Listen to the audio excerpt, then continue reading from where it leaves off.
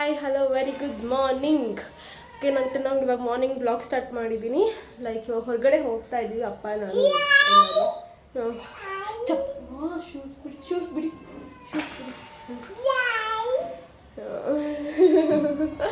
Okay hope ಎಲ್ಲರೂ ಚೆನ್ನಾಗಿದ್ದೀರಾ ಅಂತ ಅಂದ್ಕೊತೀನಿ. ಇವಾಗ ನಾನು ಹೊರಗಡೆ ಏನಕ್ಕೆ ಹೋಗ್ತಿದ್ದೀನಿ ಅಂತ ನಾನು ಮುಂದೆ ಬ್ಲಾಗಲ್ಲಿ ಕಂಟಿನ್ಯೂಷನ್ ತೋರಿಸ್ತೀನಿ. Let's go. ಇವತ್ತು ಹೋಗಿದ್ದ ಕೆಲಸ ಅಂತೂ ಆಗಲಿಲ್ಲ. ಸಾರಿದ್ದರಿಂದ ಹೇಗಿದ್ದರೂ ಅಪ್ಪ ಮನೇಲಿದ್ರಲ್ಲ ಅಂತ ಅಡುಗೆ ಮನೆ ಕ್ಲೀನ್ ಮಾಡ್ಕೊಂಬಿಡೋಣ ಅಂತ ಅಂದ್ಕೊಂಡ್ವಿ. ಆ್ಯಕ್ಚುಲಿ ಇದು ಮೊದಲೇ ಹೇಳಿದ್ದೆ ಅಪ್ಪಂಗೆ ಇವತ್ತು ಅಡುಗೆ ಮನೆ ಕ್ಲೀನ್ ಮಾಡಬೇಕು ನಾಳೆ ನಾಡಿದ್ರಲ್ಲಿ ಅಂತ, ರಜಾ ಹಾಕಪ್ಪ ಅಂತ ಅಂದಿದ್ದೆ. ಬಟ್ ಆದರೆ ಹೆಂಗಿದ್ರು ರಜಾ ಹಾಕಿದ್ದ ದಿನವೇ ಹಾಸ್ಪಿಟಲ್ಗೆ ಹೋಗಿದ್ದಾಗಿಲ್ಲ ಅಂತ ಅಡುಗೆ ಮನೆ ಕೆಲಸ ಮಾಡೋಣ ಅಂತ ಶುರು ಮಾಡ್ಕೊಂಬಿಟ್ವಿ. ಮೇಲಿಂದ ಎಲ್ಲ ಪಾತ್ರೆ ಇಳಿಸ್ಬಿಟ್ವಿ. ಆಮೇಲೆ ತೊಳಿಬೇಕಾದಾಗಲೇ ಗೊತ್ತಾಗಿದ್ದು ಅಮ್ಮ ಅಂತ. ಕೆಲವೊಂದು ಪಾತ್ರೆಗಳು ನಾವು ಬಾಕ್ಸಲ್ಲಿ ಏನು ಪ್ಯಾಕ್ ಮಾಡಿದ್ವಿ ಅದೇನೂ ಏನೂ ಆಗಿರಲಿಲ್ಲ. ನೀಟಾಗಿ ಪ್ಯಾಕ್ ಮಾಡಿದ್ರಪ್ಪ. ಅದೆಲ್ಲ ಹಾಗೆ ನೀಟಾಗಿ ಕ್ಲೀನಾಗಿತ್ತು. ಸೊ ಅದೆಲ್ಲ ಏನೂ ಬೇಡ ತೊಳೆಯೋದು ಅಂತ ಅಪ್ಪ ಇದು ಮಾಡ್ತಿರೋ. ನಾನು ತೊಳೆದು ಬಿಡೋಣ ಬಿಡಪ್ಪ ಅಂದರೆ ಅಪ್ಪ ಬೈತಾಯಿದ್ರು, ಸುಮ್ಮನೆ ಯಾಕೆ ಅಷ್ಟೊಂದು ಇದು ಮಾಡ್ತೀಯ, ಏನೂ ಆಗಿಲ್ಲ ತಾನೇ ಅಂತಿದ್ರು. ಸರಿ ಆಯಿತು ಅಂತ ಅದನ್ನು ಬಾಕ್ಸಲ್ಲಿ ಇರೋದನ್ನೆಲ್ಲ ಹಾಗೆ ನೀಟಾಗಿ ಇನ್ನೊಂದು ಸತಿ ಧೂಳೆಲ್ಲ ಒರೆಸ್ಕೊಂಡು ನೀಟಾಗಿ ಅದನ್ನು ಹಾಗೆ ರೀಪ್ಯಾಕ್ ಮಾಡಿಬಿಟ್ಟು ಎತ್ತಿಟ್ಬಿಟ್ವಿ. ರಿಮೈನಿಂಗ್ ಏನು ಪಾತ್ರೆಗಳಿದೆ ಅದನ್ನೆಲ್ಲ ದೊಡ್ಡ ಅಂಡೆಗಳಿಗೆ ತುಂಬಿಸಿದ್ದೀವಿ. ಅಂಡೆಗಳಿಗೆ ತುಂಬಿಸಿ ನಾವು ಮೇಲೆ ತೊಗೊಂಡೋದ್ವಿ. ನೋಡಿ ಎಷ್ಟು ಪಾತ್ರೆ ಇತ್ತು. ತುಂಬ ಅಂದರೆ ಓವರಾಗಿ ಆ ಥರ ಎಲ್ಲ ಏನೂ ಇಲ್ಲ. ಒಂದು 2-3 ಅಂಡೆ ಅಷ್ಟು ಪಾತ್ರೆಗಳೇನಿತ್ತು ಅದನ್ನೆಲ್ಲ ನೀಟಾಗಿ ತೊಳಿತಾ ಇದ್ವಿ. ಅಪ್ಪ ನಂಗೆ ತುಂಬ ಹೆಲ್ಪ್ ಮಾಡಿದ್ರು. ನಂಗೆ ಒಬ್ಳಿಗೆ ಏನು ಬಿಡಲಿಲ್ಲ ಅಪ್ಪ. ಅಂದ್ರೆ ಇವತ್ತೇ ಅಂತಲ್ಲ ಅವತ್ತಿಂದನೂ ಅಷ್ಟೇ ಅಪ್ಪ ತುಂಬ ಹೆಲ್ಪ್ ಮಾಡ್ತಾರೆ ಎಲ್ಲದರಲ್ಲೂ. ಆ್ಯಂಡ್ ನನ್ನ ಮಗಳು ನೋಡಿ ನಾನು ಪಾತ್ರೆ ತೊಳ್ಕೊಡ್ತಿದ್ದೆ, ಚಾಪೆ ಹಾಸಿದ್ದೆ. ಟೆರೆಸ್ ಮೇಲೆ ಇಟ್ಟರೆ ಧೂಳೆಲ್ಲ ಆಗುತ್ತೆ ಮತ್ತೆ ತೊಳೆದಿರೋದಕ್ಕೆ ಅಂತ ತೊಳೆದು ಕೊಡ್ತಿದ್ದೆ. ನೀಟಾಗಿ ಹಾಕು ಅಂದೆ. ಅವಳು ಚಾಪೆ ಆರೋಗೈತೆ ಅಂದಲ್ಲ, ರಿಟರ್ನ್ ನೀಟಾಗಿ ಹಾಸ್ಬಿಟ್ಟು ಬಂದೆ.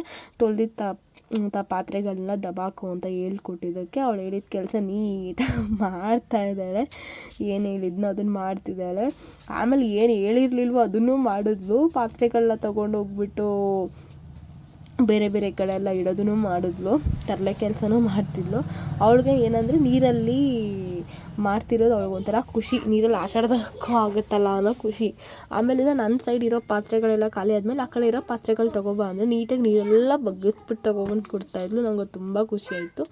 ಹೇಳಿದ್ದೇನು ಕೆಲಸನೋ ಅದೆಲ್ಲ ಏನು ಹೇಳ್ತೀನೋ ಅದನ್ನೆಲ್ಲ ಮಾಡ್ತಾಳೆ. ಈ ಥರ ಕೆಲಸಗಳಲ್ಲಿ ನಾನು ಇನ್ವಾಲ್ವ್ ಮಾಡ್ತೀನಿ. ಅವಳಿಗೂ ಬೋರ್ ಆಗೋಲ್ಲ ಮತ್ತು ಅವ್ಳಿಗೂ ಒಂದು ಆ್ಯಕ್ಟಿವಿಟಿ ಆದಂಗೆ ಆಗುತ್ತೆ ಅಂತ ಕೂಡ. ಮತ್ತು ಬೇರೆ ಅವಳಿಗೇನೋ ತರಲೆಗಳನ್ನ ಮಾಡೋ ಚಾನ್ಸ್ ಇರೋದಿಲ್ಲ. ನಾವೇ ಏನಾದರೂ ಒಂದು ಕೆಲಸ ಹೇಳ್ಬಿಟ್ರೆ ಬೇರೆ ಏನೋ ತರಲೆ ಕೆಲಸ ಮಾಡೋಕ್ಕಾಗೋದಿಲ್ಲ ಅಲ್ಲ.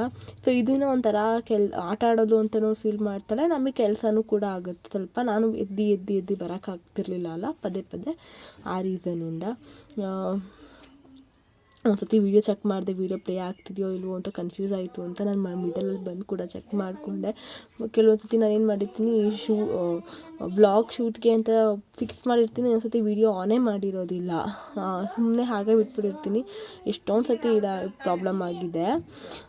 ಫೈನಲಿ ಪಾತ್ರೆ ಎಲ್ಲ ತೊಳೆದು ಒರೆಸಿ ಇರೋಷ್ಟೊತ್ತಿಗೆ ನಾವು ಸ್ಟಾರ್ಟ್ ಮಾಡಿದ್ದು ಆಲ್ಮೋಸ್ಟ್ 10 o'clock ಅಲ್ಲ, ಮೇ ಬಿ 12 o'clockಗೆ ನಾವು ಸ್ಟಾರ್ಟ್ ಮಾಡಿದ್ದು. 12 ಗಂಟೆಗೆ ಕುತ್ಕೊಂಡಿದ್ದು ತೆಗೆದಿದ್ದು ಎಲ್ಲ 12 ಗಂಟೆಗೆ ಸ್ಟಾರ್ಟ್ ಮಾಡಿದ್ದಕ್ಕೆ ನಾನು ಟೈಮಿಂಗ್ ನೋಡೇ ಇಲ್ಲ. ನಾನು ಕೆಳಗೆ ಹೋಗಿ ಟೈಮ್ ನೋಡೋಷ್ಟೊತ್ತಿಗೆ 3:30-4 ಗಂಟೆ ಹತ್ರ ಆಗೇ ಹೋಗಿತ್ತು. ನನಗೆ ಶಾಕ್ ಆಯಿತು, ಇಷ್ಟು ಪಾತ್ರೆ ತೊಳೆಯೋದಕ್ಕೆ ಇಷ್ಟೊತ್ತಾಯ್ತಲ್ಲಪ್ಪ ಅಂತಾನೆ ಅನಿಸ್ಬಿಡ್ತು. ವ್ಲಾಗಲ್ಲಿ ನೋಡಿರ್ತೀರ, ಇವತ್ತೆಲ್ಲ ಕಿಚನ್ ಎಲ್ಲ ಕ್ಲೀನ್ ಮಾಡಿ ಎಲ್ಲ ಸೆಟ್ ಕೂಡ ಮಾಡಿದ್ದೀನಿ. ಸ್ವಲ್ಪ ಮೇಲ್ಗಡೆ ಯಾಕೋ ಟ್ಯಾಂಕರ್ ಲೀಕ್ ಆಗ್ತಿದೆ ಅಂತ ಹೇಳ್ತಿದ್ರಪ್ಪ. ನೋಡೋಕೆ ಹೋಗ್ತಾ ಇದ್ದೀನಿ, ನೋಡೋಣ ಅಪ್ಪ ಏನು ಮಾಡ್ತಿದ್ದಾರೆ ಅಂತ.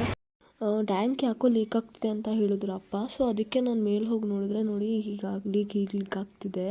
ನಾವು ಪಾತ್ರೆ ಎಲ್ಲ ತೊಳಿಬೇಕಾದಾಗ ಏನೂ ಆಗ್ತಿರ್ಲಿಲ್ಲ, ಚೆನ್ನಾಗೇ ಇತ್ತು. ಅಪ್ಪ ಏನೋ ಕರೆಕ್ಟ್ ಗಾಡಿಗೆ ಗ್ರೀಸ್ ಏನೋ ಹಾಕಬೇಕಾಗಿದೆ ಅಂತ ಇನ್ಸ್ಟ್ರೂಮೆಂಟ್ನ ತೊಗೊಳಕ್ಕೆ ಅಂತ ಮೇಲೆ ಹೋಗಿದ್ದಾರೆ. ಸೊ ಅವಾಗ ನೋಡಿದರೆ ಹಿಂಗೆ ಟ್ಯಾಂಕ್ ಲೀಕ್ ಆಗ್ತಿತ್ತು ಅಂತ ನನಗೂ ಶಾಕ್ ಆಯಿತು. Welcome back. ಓಕೆ, ಮಾರ್ನಿಂಗ್ ಏನಕ್ಕೆ ನಾವು ರಾಜಾಜಿನಗರ್ಗೆ ಹೋಗಿದ್ದಿದ್ದು ಏನಕ್ಕೆ ಅಂದರೆ ನಮ್ಮ ಅಪ್ಪಗೆ ಸ್ವಲ್ಪ ಹೆಲ್ತ್ ಅಂದರೆ ಅವ್ರಿಗೆ ಗಾಲ್ ಬ್ಲ್ಯಾಡರ್ ಅಂದರೆ ಪಿತ್ತಕೋಶದಲ್ಲಿ ಸ್ಟೋನ್ಸ್ ಇತ್ತು. ಮುಂಚೆ ಟೆಸ್ಟ್ ಎಲ್ಲ ಮಾಡಿಸಿದ್ವಿ, ಕೆಲವೊಂದು ಡಾಕ್ಟರ್ ಕನ್ಸಲ್ಟೇಷನ್ಸು ತೊಗೊಂಡಿದ್ವಿ. ಅವ್ರು ಹೇಳಿದ ಪ್ರಕಾರ ಗಾಲ್ ಬ್ಲ್ಯಾಡರ್ನ ರಿಮೂವ್ ಮಾಡಬೇಕು ಅಂತ ಹೇಳಿದರು.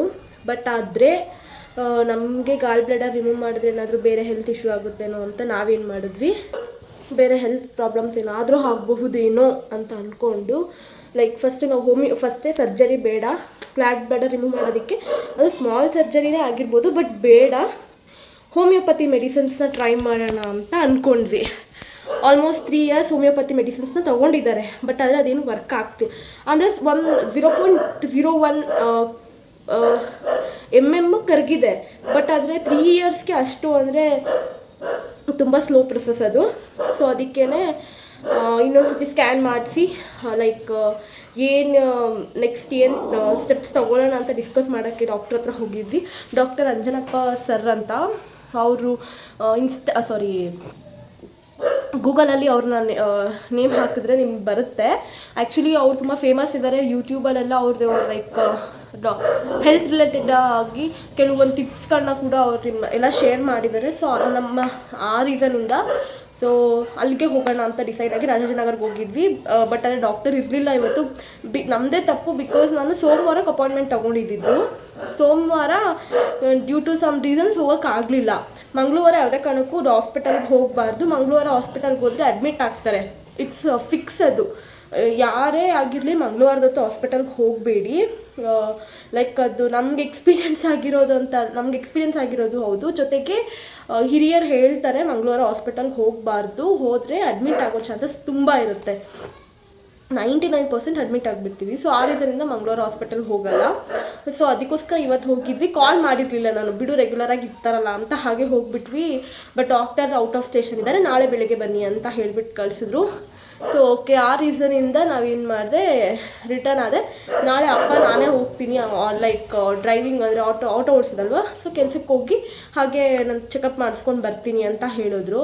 ಸೊ ಇವತ್ತು ಹೇಗಿದ್ರು ಮನೇಲಿದ್ರಲ್ಲ ಅಂತ ಇವತ್ತು ಫುಲ್ ಕಿಚನ್ ಎಲ್ಲ ಡೀಪ್ ಕ್ಲೀನ್ ಮಾಡಿದ್ದಾಯಿತು. ಮೇಲ್ಗಡೆ ಸಜ್ಜೆ ಮೇಲೆ ನಮ್ಮದು ಲೈಕ್ ಮಾಡ್ಯುಲರ್ ಕಿಚನ್ ಅಲ್ಲ. ಸೊ ಆ ರೀಸನಿಂದ ನಮಗೇನೇ ಆದ್ರೂ ಲೈಕ್ ಕುಕ್ ಮಾಡೋದೆಲ್ಲ ಆಯಿಲ್ ಸ್ಟೈನ್ಸ್ ಎಲ್ಲ ಹೋಗಿಬಿಟ್ಟು ಪಾತ್ರೆ ಮೇಲೆ ಕೂತ್ಬಿಡುತ್ತೆ. ಲೈಕ್ 6 ಮಂತ್ಸು ಬೇಡ, ಇವತ್ತು ಕ್ಲೀನ್ ಮಾಡಿದ್ದೀನಿ, ನೆಕ್ಸ್ಟ್ 1 ಮಂತ್ಗೆ ಆಯಿಲ್ ಸ್ಟೈನ್ಸ್ ಎಷ್ಟಿರುತ್ತೆ ಗೊತ್ತಾ, ಹಾಗೆ.